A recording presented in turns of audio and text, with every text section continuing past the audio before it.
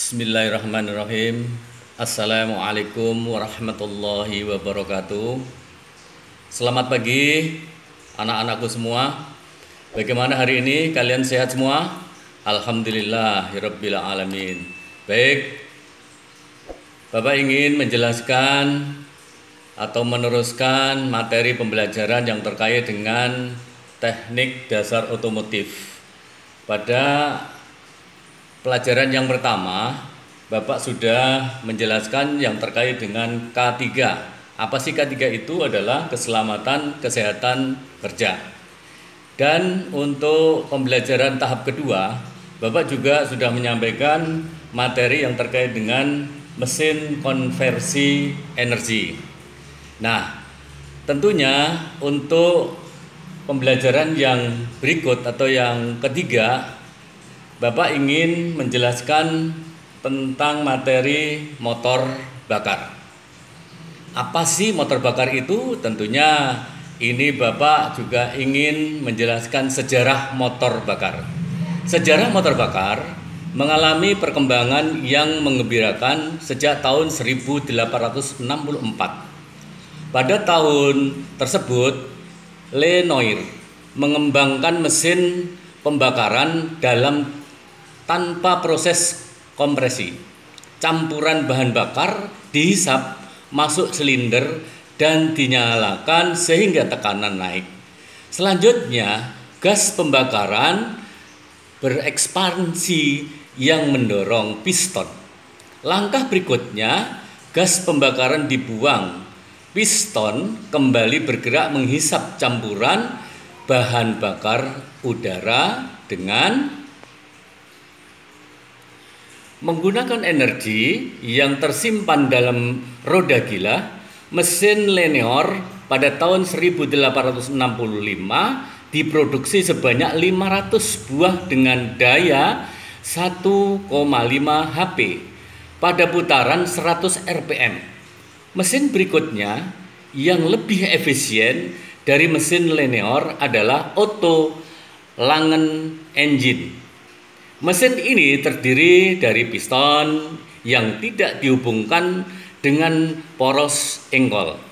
Tetapi piston bergerak bebas secara vertikal pada proses ledakan dan tenaga. Setelah itu, secara gravitasi, piston bergerak turun dan terhubung dengan gigi pinion. Diteruskan ke roda gila.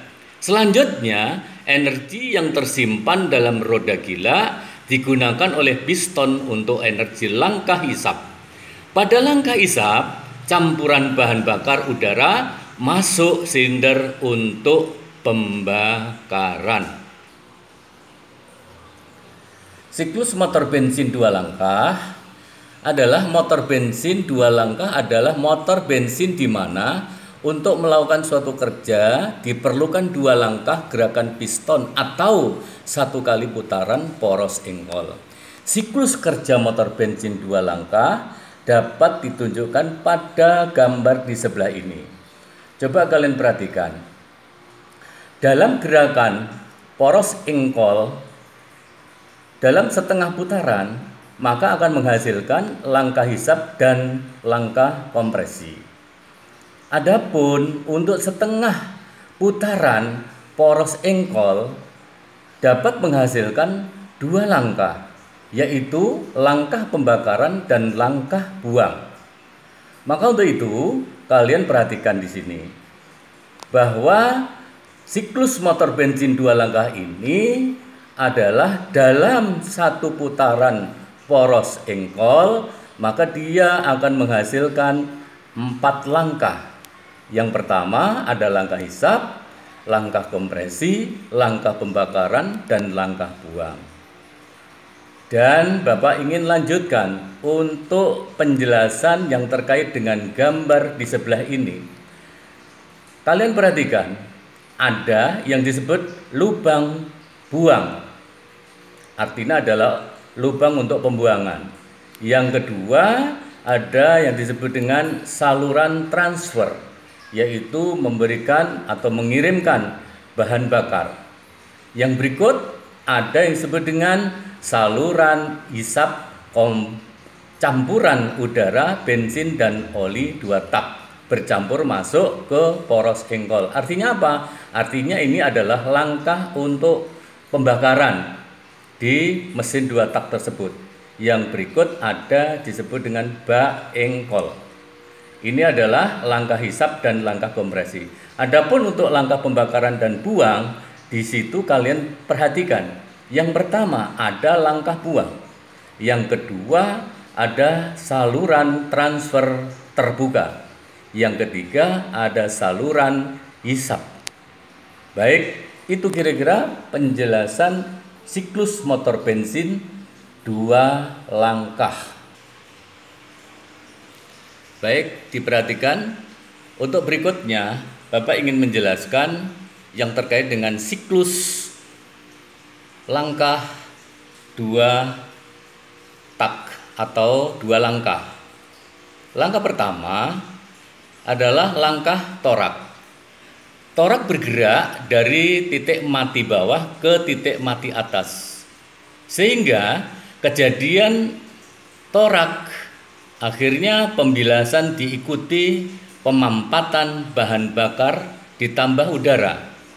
Dan setelah itu dekat dengan titik mati atas pembakaran dimulai. Akhirnya terjadilah di bawah torak, yaitu campuran bahan bakar dan udara baru masuk ke ruang engkol melalui saluran masuk. Adapun torak bergerak dari titik mati atas ke titik mati bawah, ini adalah siklus yang kedua, yaitu akan mengakibatkan pembakaran. Tekanan mendorong torak ke titik mati bawah.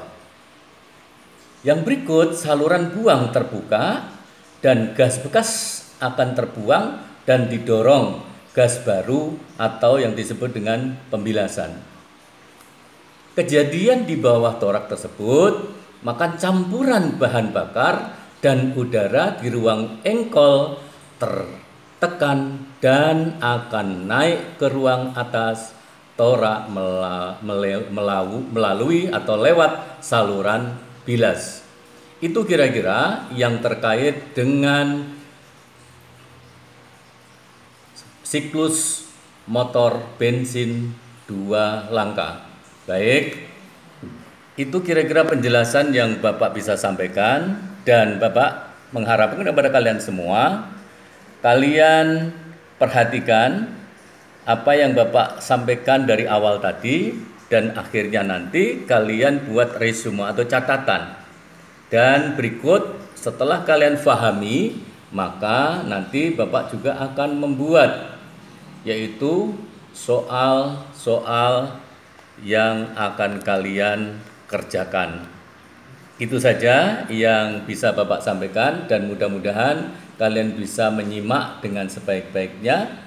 Terima kasih atas perhatian kalian, dan apabila ada hal-hal yang tidak berkenan, Bapak mohon maaf sebesar-besarnya. Terima kasih. Billahi taufik wal hidayah. Assalamualaikum warahmatullahi wabarakatuh.